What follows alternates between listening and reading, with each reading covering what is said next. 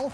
His opposite number here in just a second for you Pacers fans that have now got a Game 7 on tap. Knicks looking to get to the conference finals, as you know, for the first time in about a quarter century. The last time they got there, they played the Indiana Pacers. The difference in this game was the paint. The Knicks dominated the paint in Game 5. Indiana dominated in Game 6. Miles Turner. Pacers up 4 early in a back and forth game. The team that has dominated the rebounding and paint battle has generally been the dominant team in the series. Josh Hart battling with Siakam. This is what Tibbs just talked about. Shea mentioned Hart would stay in the game. Looks like an abdominal injury that, again, Tibbs said he has no idea that he can confirm it's that way. He left the game, did not return, and for a guy that is not asked out of the series and has played more minutes than practically anybody in the postseason, you know it's serious. They're already down Anunoby, who tonight missed his 4th straight game with a hammy. Miles McBride, what a move by Tibbs to replace Achua in the starting lineup with McBride. He has provided some big-time energy in the Philly series, not to mention here, back and forth game. No Knick ever in a single season hit more threes in one single season than Dante DiVincenzo. And the Nova Knicks strike again. And the Knicks and the Pacers are in a back and forth game. Early in the second, Obi Toppin, Shea mentioned it, former Knick, former top 10 pick, terrorizing his old team as he takes flight. There's no stopping Obi as the Hicks are looking to get this thing tied with the Knicks, as they used to say when they met in the 90s. Brunson had a really tough first half, came alive in the third, but coming off Shea, 44 points in Game 5, he was nothing like that tonight. Back the other way, final 5 minutes of the first half, just a little bit too much from Indiana. We mentioned they have so much depth. They were the NBA's best scoring reserve unit. 4 out of their 5 starters, though, tonight were in double figures. Siakam's got the championship experience from the Pacers, who had 40 paint points in the first half, their most in any playoff half over the last quarter century, and that's largely why they had a double-digit lead heading to the break. Again, the Knicks dominated the paint in Game 5. They won by 30. This time they're getting dominated, and they would end up forced to play a Game 7. Turner, put-back finish. Pacers up a baker's dozen. 5-0 at home in the postseason. They've struggled at home. This is the first game where they faced elimination all postseason. Siakam got it. They're up 13. And then Haliburton said we can't get frenzied. Remember, he was the star of the in-season tournament, and this is his star turn in the postseason after a light and quiet Game 5 in which he only had 13, and now the Pacers are running away with it. Now, Hart's still in the game here. He wouldn't be in there too much longer. Brunson to the cup. Hart can't get it. Siakam ahead to McConnell, who really showed up big time in the series for sure against Milwaukee, particularly off the bench. He's fired up, and they can already start thinking about Sunday at the Garden. Remember, all 6 games have been won by the home team. If you're a Knicks fan, that's your only saving grace. Hart here would be subbed out. Shea talked about it. Tibbs mentioned it. For a guy that's this tough, that goes 48 every time they need him, to ask out, still no clarity on his condition. Back the other way. The Pacers in control. Nembhard. Indiana up 99-79. As Mike Breen said, all the fans stayed because this could be the last time they see him at home this season if form holds with the home court advantage. And then Toppin throwing it down. Indiana wins 116-103, forces a Game 7 Sunday at 3:30 Eastern at the world's most famous arena on your local ABC station. Pleasure to welcome in. Hey, DB, and hey, JJ. Doris Burke and JJ Redick, they just called the game. They're headed with Mike to New York on Sunday. Thanks for spending a couple moments here on SportsCenter with us tonight. DB, let's start with you here. First blush, biggest takeaway from the game that saved the Pacers season and forced a Game 7. Just their level of fight and disposition. I mean, Rick Carlisle said it, Zubin, and first of all, I just love your enthusiasm for this league and those highlights. But Rick Carlisle said it. You know, they were embarrassed. They were manhandled in Game 6, and of course, Jalen had the 44-point explosion. But from the outset, Miles Turner was finding the body of Hartenstein and keeping him off the offensive glass. Hartenstein didn't even reach double digits. To me, it was about effort and intensity and defensive disposition. How many times did we see them push up in full court pressure, full 94 feet? I just loved the fight from them tonight. Look, for me, it's about identity. You know, when I think about Game 5, that felt like a Knicks identity win tonight with their backs against the wall. A test of character for the Indiana Pacers, and this was an identity win for them. Pushing the pace, constant ball movement, sharing the basketball. Pascal Siakam got it going. Tyrese Haliburton was aggressive at times. Their bench, TJ McConnell, Obi Toppin, just the balance from the Indiana Pacers that looked like the team that is now one win away from the conference finals. You don't get to this point in the season without having an identity. And so for Game 7, whose identity will win out? That is the big question. Again, we'll find out on your local ABC station Sunday, 3:30 p.m. Eastern. Those two and Mike Breen will be on the call. Speaking of identity, JJ, let's talk about the identity here. Let's start with you on this one. For a Game 7, I looked this up. You started 6 Game 7s in your career, started every one, played major minutes in every one. We're about 40 hours away from the biggest game. Take Siakam out because you won a title, but every one of the rest of these guys, this is the biggest NBA game they've ever played to date. Take me inside the mindset of a player, and I don't know, maybe a future head coach, on what this might mean.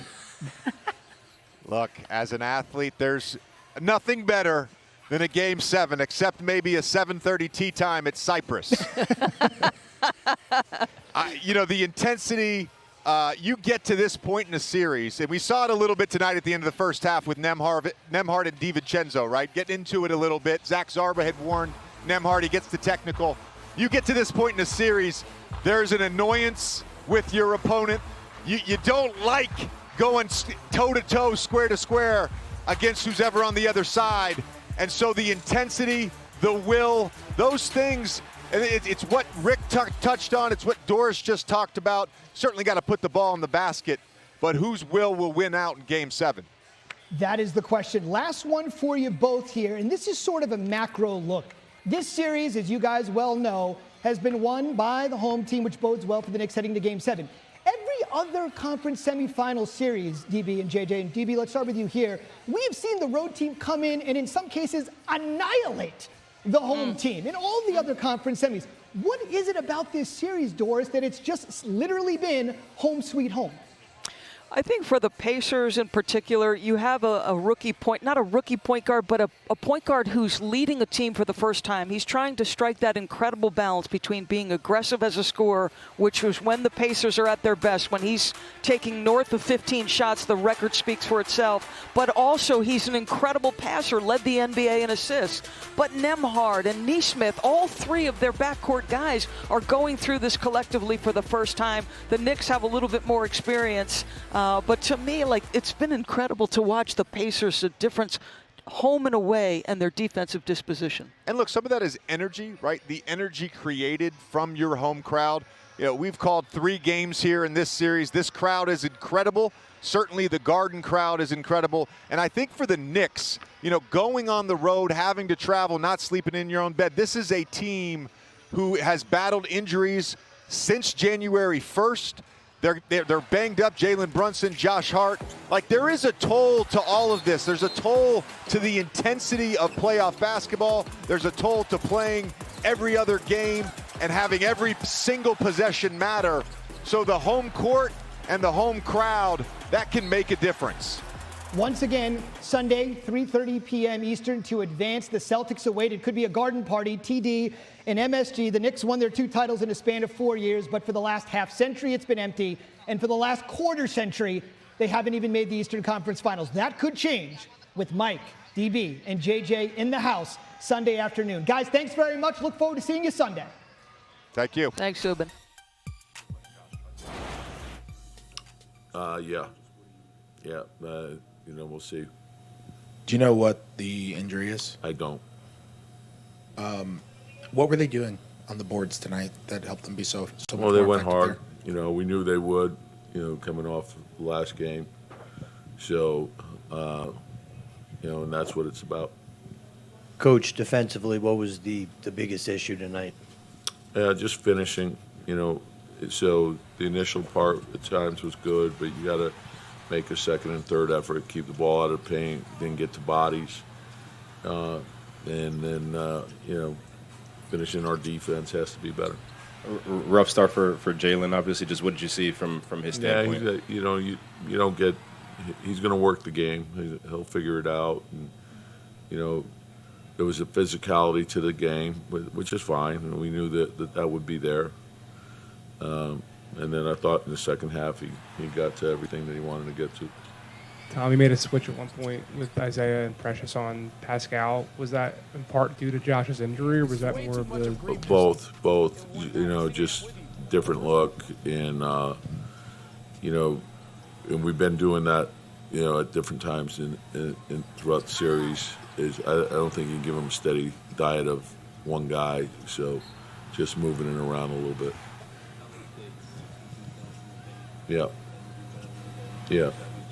Yeah, I think that, like the force, that you got to be ready for that in a game like this. Back against the wall, you're going to get urgency and desperation, and you got to match that intensity, and you got to keep doing it.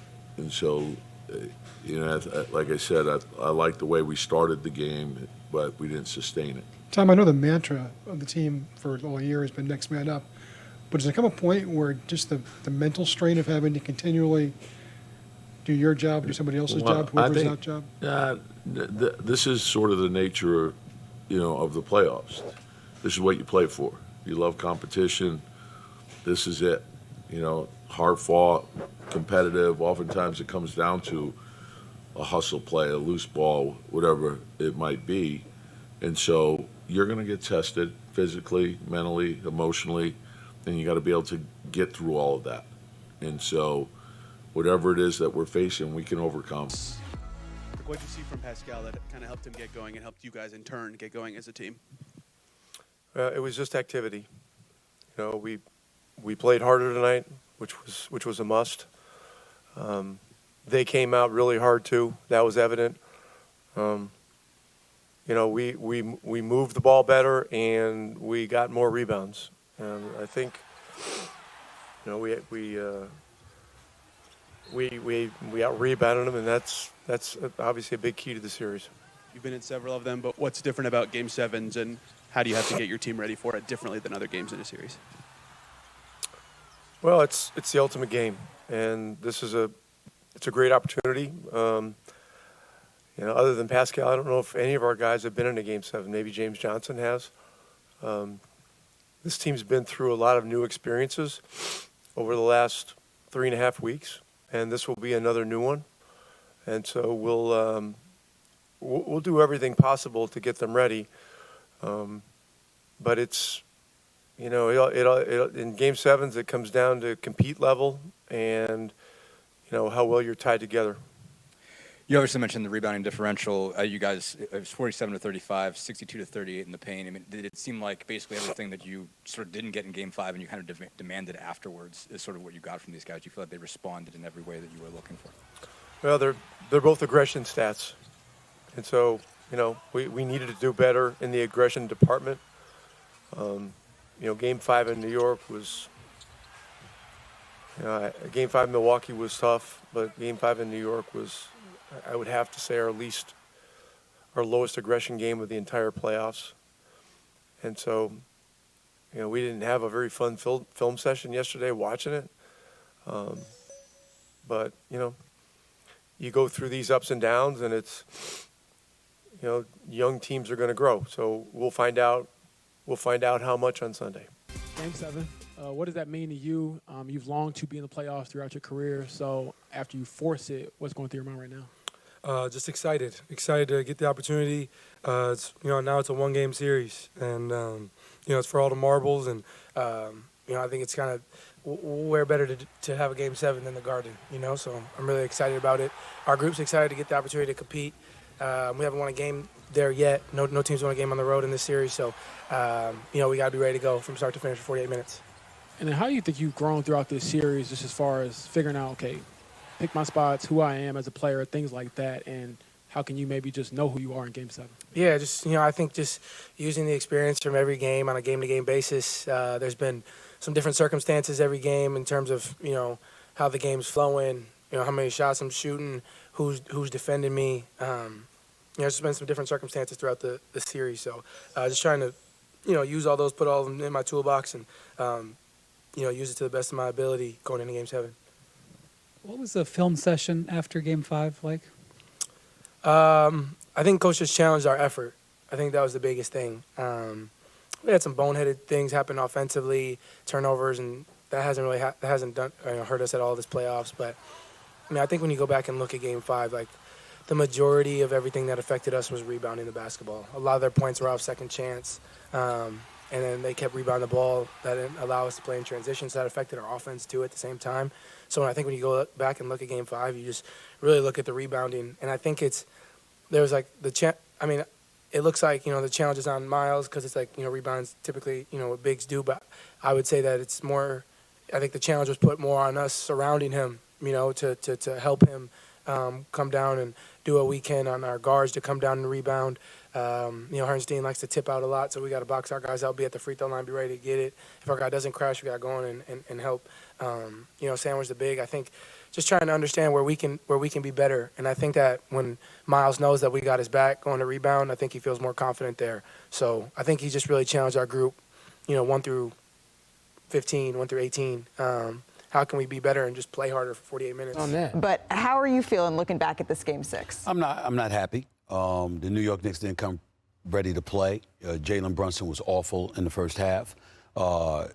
Josh Hart had his abdominal area, was messing with him for a little while. Then obviously we see the same thing with Isaiah Hartenstein. I would have expected more from them to capitalize off of the 3 days rest and not put themselves on the precipice of elimination. But nevertheless, that's what it is. They need something more. They need something special, and they will get it. It will be me. I will be at Madison Square Garden. He's I will be at Madison Square Garden for Game 7. That is the best one. So don't worry, MSG. You get the gift of Stephen A. in the building for this Game 7. Patrick Ewing or John Starks or Bernard King. Don't worry about that. Don't worry about Larry that. Johnson. Got the one and only Walt Frazier. Stephen is on the way. Game 7. But as a basketball fan, you love him. You love seeing him. I mean, what's better? Josh Hart will play. He will? He will play. Okay. He will play. Hartenstein will play. And the New York Knicks are going to the conference finals. Now, I didn't want it to get to this, okay? I've listened to everybody say everything, okay? I listen to everybody say everything, and I understand. And it's perfectly reasonable. But damn it, this is what it's about. You've been waiting for decades to get back to the Eastern Conference Finals. I understand, Abdominal. I understand how you're feeling right now. Yeah. You didn't put yourself in this position. A lot of injuries, but damn it, you've gotten to this point. It's Game 7. You know this. You've covered about 40 of them. I was at about 20 of them, okay? Here's the bottom line. There is no tomorrow. There is no tomorrow. Get it done. We'll think about Boston and what's going to happen after that. Get it done Sunday at 3:30 Eastern. Be ready. I don't give a damn what you got to do. Figure it out. Can I get a wardrobe forecast hint before the game? You can just text me. No, it ain't going to be orange or blue. I mean, I got a couple of options. It's going to be fly. It's going to be fly. It's going to be fly. By the way, real quickly. But I'm going to be there. If the Knicks were healthy, the series would be over. I would take them to beat the Boston Celtics, who I can't trust. Right. And they're not healthy. I'm not even sure I can take them to beat Indiana. But I agree. I hate that this season is taking that turn. Let's hope at least Hart plays. Welcome back to the Sunday Morning Sports Center. We like to think of it as must-see TV. If you're a Hoops fan or if you just love drama, wherever you find it, the Knicks-Pacers is a must-see. No doubt, Chris Fowler, in crystal clear standard definition. Let's go into the way back. Previous Game 7s between the Pacers and the Knicks at MSG, June 5th, 94. Game 7, Eastern Conference Finals. Knicks down 1. John Starks, who is in the crowd watching tonight, all the way back in New York. No. Ewing, yes. Patrick at 24, 22, and 7. He was Jokic before Jokic with that stat line. Final seconds, Pacers have it. Got to put it in Reggie's hands right when these two met in the playoffs in the 90s. Knicks go on to win 94-90 as chronicled by the one and only Marv Albert. To the NBA Finals, and they are celebrating here at Madison Square Garden. A full 30 years later, will they be celebrating again one round earlier? We'll find out. One season later, May of '95, conference semis. Pacers lead by 2. 5 seconds to go. Spike, tense. Ewing to the rack. The finger roll they always talk about in New York off the back of the rim.